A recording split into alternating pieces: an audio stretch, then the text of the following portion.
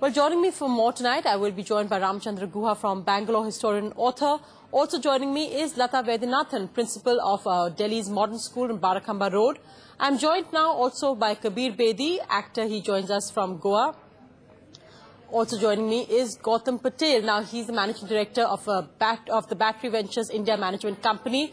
But he's joining us tonight because he was actually trapped in the Trident from 9 p.m. to 12 a.m. that fateful 26th night. He managed to escape.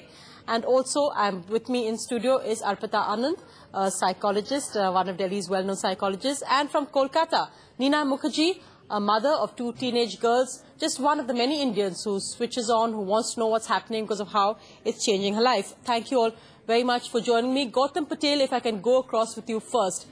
Firstly, we're so happy that you managed to escape that night from the Trident. But now, a week later, how are you actually getting back to normal life? How has life changed for you? I think, what's happened in the last 1 week for me in particular is that, earlier the first few reactions was, of course, complete astonishment and shock. And that moved very quickly into anger. Anger because of a lack of preparedness and a lack of responsibility from the government. And then it moved too quickly into sorrow, just to see the loss of life, as well as, to see innocent people as well as professionals, security, losing their lives to a cause like this.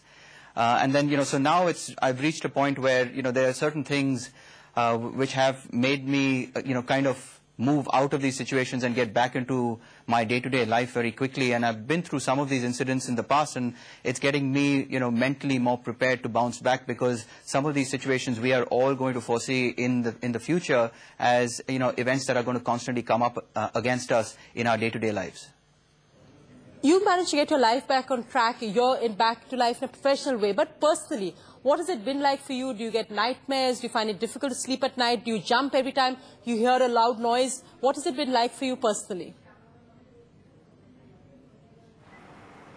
No, I don't get any kind of repercussions of what's happened. I just feel that I'm a little more aware on the street, and I have been, since I introduced, I was in this situation in London as well when the Liverpool train bombings happened, and I was also in New York and 9/11. So I am now just generally and psychologically more prepared and a little more sensitive in around my environment, because I know that these things are going to constantly happen for the foreseeable future, and I need to be a little more prepared as an individual and be prepared even in a situation of disaster. I kind of try to think very logically and very coolly to get out of those situations as quickly as I can.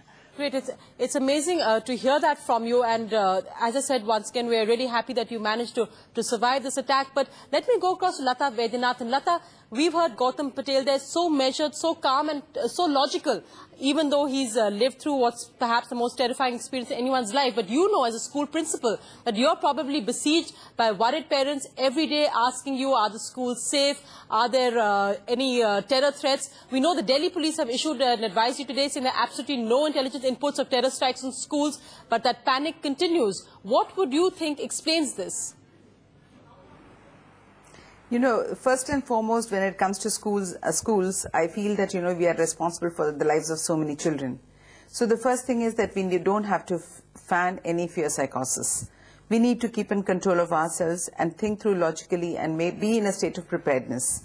The first and the foremost thing is, I think, a good amount of awareness supported by whatever kind of technology that's available to us needs to be put in place.